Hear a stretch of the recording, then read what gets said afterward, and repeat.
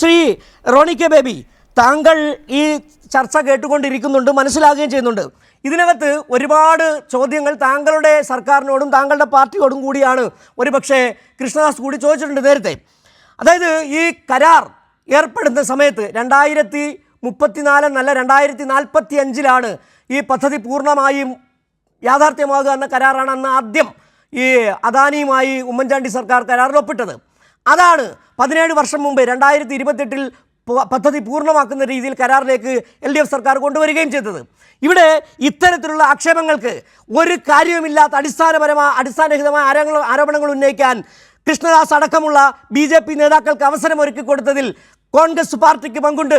ആ കരാറുമായി ബന്ധപ്പെട്ട ആ സംസ്ഥാന താല്പര്യത്തിന് വിരുദ്ധമായ കരാറുകളിൽ ഏർപ്പെട്ടതിൽ പങ്കുണ്ട്. ഏറ്റവും ഒടുവിലായി ഇന്ന് നരേന്ദ്രമോദി തന്നെ പറഞ്ഞത് ഉറക്കം കെടുത്തുന്ന ചിലരുടെ ഉറക്കം കെടുമെന്ന് പറഞ്ഞ പറച്ചിലുണ്ട്. നിങ്ങളുടെ പ്രതിപക്ഷ നേതാവ് VD സതീശൻ ആ പദ്ധതിയിൽ ആ പരിപാടിയിൽ പങ്കെടുക്കാതിരുന്നവരുടെ നാണം കെട്ട് നിൽക്കുന്നത് പൊതുസമൂഹം കണ്ടതാണ്. നിങ്ങൾ കൂടി പ്രതിസ്ഥാനത്തുണ്ട്. ഈ വിഴിഞ്ഞം പദ്ധതിയുമായി ബന്ധപ്പെട്ട BJPക്ക് അനാവശ്യ വിവാദങ്ങൾ ഉണ്ടാക്കാൻ, അനാവശ്യ പ്രചാരണങ്ങൾ നടത്താൻ നിങ്ങൾക്ക് കൂടി പങ്കുണ്ട്, നിങ്ങളുടെ പാർട്ടിക്ക് കൂടി പങ്കുണ്ട്, പ്രതിപക്ഷ നേതാവിന് പങ്കുണ്ട്, കോൺഗ്രസ് ദേശീയ നേതൃത്വത്തിന് പങ്കുണ്ട്. ശ്രീ റോണി കെ ബേബി, ഇന്നത്തെ ഈ ചർച്ചയിൽ CPM-ന്റെയും BJP-യുടെയും നേതാക്കൾ തമ്മിൽ പരസ്പരം ചെളിവാരി എറിയുമ്പോൾ ഇതൊക്കെ കണ്ട് കേരളത്തിലെ ജനങ്ങൾക്ക് പച്ച മലയാളത്തിൽ പറഞ്ഞാൽ ഉച്ചം തോന്നുക. ഇവിടെ പറയുന്നു കേന്ദ്ര സർക്കാർ 1 രൂപ പോലും തന്നില്ല. അങ്ങനെയെങ്കിൽ 1 രൂപ പോലും തരാത്ത കേന്ദ്ര സർക്കാരിന്റെ പ്രധാനമന്ത്രി എന്തിനാണ് ഇവിടെ നവംബർ മാസം തൊട്ട് നോക്കിയിരിക്കുക? പ്രധാനമന്ത്രി ഇന്ന് വരും, നാളെ വരും. ഈ 5-6 മാസം എടുത്ത് പ്രധാനമന്ത്രി ഇത്ര ആനയിച്ച് ഇവിടെ കൊണ്ടുവന്ന് ഈ പരിപാടി ഉദ്ഘാടനം ചെയ്തത്. ഇവിടെ കേന്ദ്ര സർക്കാർ ഒരു പങ്കാളിത്തവും ഇല്ലെങ്കിൽ, കേന്ദ്ര സർക്കാർ 1 രൂപ പോലും തന്നില്ലെങ്കിൽ ഇവിടെ ചോദിക്കുന്നത് കേട്ടു എന്താണ് പ്രധാനമന്ത്രി വന്നത്? പ്രധാനമന്ത്രി വന്നത് കൃത്യമായി എന്താ, ഇവിടെ സംസ്ഥാന സർക്കാർ ഇൻവൈറ്റ് ചെയ്തുകൊണ്ട് സംസ്ഥാന സർക്കാരിന്റെ പൂർണ്ണമായും അവർ നടത്തിയ ഒരു പ്രോഗ്രാമായിരുന്നു ഇന്ന്. അതിന് ഏറ്റവും ദയനീയ അവസ്ഥ എന്താ?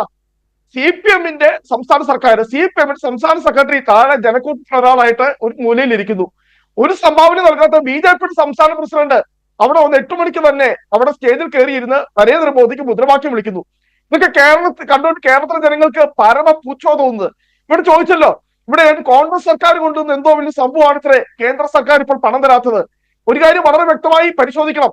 2015 അന്ന് മുഖ്യമന്ത്രിയായിരുന്ന ഉമ്മൻചാണ്ടി, അന്ന് BJP-യുടെ കേന്ദ്രമന്ത്രിയായിരുന്ന അരുൺ ജെയ്റ്റ്ലിയെ പോയി കണ്ട് ഉറപ്പ് നൽകിയതാണ്. നമുക്ക് വയബിലിറ്റി ഗ്യാപ്പ് ഫണ്ട് VGF ഇത്ര രൂപ തരാമെന്ന് കൃത്യമായി. കേന്ദ്ര സർക്കാരിന്റെ ഔദാര്യമല്ല. അതിനു മുമ്പുള്ള UPA സർക്കാർ ഇങ്ങനെയുള്ള പദ്ധതികൾക്ക് കേന്ദ്ര സർക്കാരിന്റെ ഒരു കിഴക്കൻ സഹായം, ഇങ്ങനെയുള്ള വൻകിട പദ്ധതികൾ വരുമ്പോൾ അതിനെന്താ ഒരു ഇൻഫ്രാസ്ട്രക്ചർ, അടിസ്ഥാന സൗകര്യ വികസനത്തിന് വേണ്ടി തിരിച്ചു കൊടുക്കേണ്ടാത്ത ഒരു ഗ്രാന്റ് അത് എന്ന് പറയുന്നത് മൻമോഹൻ സിംഗ് സർക്കാർ കൊടുത്തതാ. അതിന്റെ അടിസ്ഥാനത്തിൽ രാജ്യത്ത് ഒരുപാട് വൻകിട പദ്ധതികൾ വന്നിട്ടുണ്ട്. ഇങ്ങനെയാണ് അന്ന് അരുൺ ജെയ്റ്റ്ലി, BJP-യുടെ കേന്ദ്രമന്ത്രിയായിരുന്ന അരുൺ ജെയ്റ്റ്ലി ബഹുമാനപ്പെട്ട ഉമ്മൻചാണ്ടിക്ക് നൽകിയ ഉറപ്പായിരുന്നു. പക്ഷെ എന്ത് ചെയ്തു? അത് പിന്നെ മുന്നോട്ട് പോയി. ഇവിടെ എന്നോട് ബഹുമാനപ്പെട്ട സിജു എന്നോട് ചോദിച്ചല്ലോ, 2044 നടക്കേണ്ട പദ്ധതി 2034 വരാൻ പോകും. ഞാൻ തിരിച്ചു കാര്യം ചോദിച്ചോട്ടെ. ഇവിടെ 2015 ഈ കരാർ ഒപ്പുവെച്ചപ്പോൾ ആ കാറിലെ ഒന്നാമത്തെ എന്തായിരുന്നു? 1000 ദിവസത്തിനകം ഇതിന്റെ ഒന്നാമത്തെ സ്റ്റേജ്, അതായത് 1-ാം ഘട്ടം പണി പൂർത്തിയാക്കി പ്രവർത്തനക്ഷമമാക്കണം. ഒരു കാര്യം ആ കരാറുണ്ട്. 2019 1000 ദിവസം പൂർത്തീകരിക്കുന്ന 2019 ഈ കരാറിന്റെ ഈ പദ്ധതിയുടെ 1-ാം ഘട്ടം പൂർത്തിയാകുന്നില്ല എങ്കിൽ ഓരോ ദിവസത്തിനും ഇത്ര രൂപ വെച്ച് അദാനി ഗ്രൂപ്പ് സംസ്ഥാന സർക്കാരിന് നഷ്ടപരിഹാരം നൽകണമെന്നും ആ എഗ്രിമെന്റിൽ എഴുതി വെച്ചിട്ട് ഇപ്പോൾ 6 വർഷം കഴിഞ്ഞ് 1-ാം ഘട്ടം കമ്മീഷൻ ചെയ്യുമ്പോൾ ഇടപെടേണ്ട സാഹചര്യമുണ്ട്. കാരണം താങ്കൾ പറഞ്ഞല്ലോ ഉമ്മൻചാണ്ടി സർക്കാരുമായി ബന്ധപ്പെട്ട് BJP-ന്റെ കാര്യങ്ങളൊക്കെ പറഞ്ഞു. ഇവിടെ ഈ ഉമ്മൻചാണ്ടി ഉണ്ടാക്കിയ അടിസ്ഥാന കരാറായിരുന്നു പ്രശ്നമെന്നുള്ള കാര്യം താങ്കൾ മറന്നു പോകരുത്.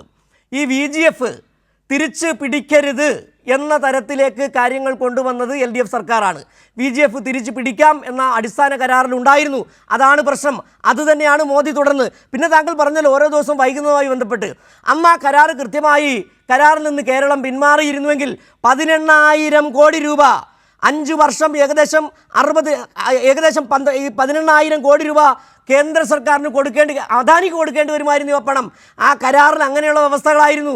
അതാണ് താങ്കളുടെ നേതാക്കളൊക്കെ ഇന്നലെ വലിയ തരത്തിൽ കടൽക്കൊള്ള എന്ന് ദേശാഭിമാനി എഴുതിയ കാര്യങ്ങളൊക്കെ പറയുന്നുണ്ടല്ലോ. കടൽക്കൊള്ള തന്നെയായിരുന്നു അന്നത്തെ ഉമ്മൻചാണ്ടി എഴുതി വെച്ച കരാർ.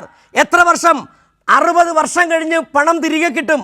ഒരു കരാറിലും 30 വർഷത്തിനകം ഒരു കരാറും ഇങ്ങനെ ഉണ്ടാക്കാൻ പാടില്ല. അത് ലംഘിച്ചുകൊണ്ടാണ് 60 വർഷത്തെ കരാർ എഴുതുന്നത്. VGF തിരിച്ചു പിടിച്ചോ എന്ന് പറയുന്നു.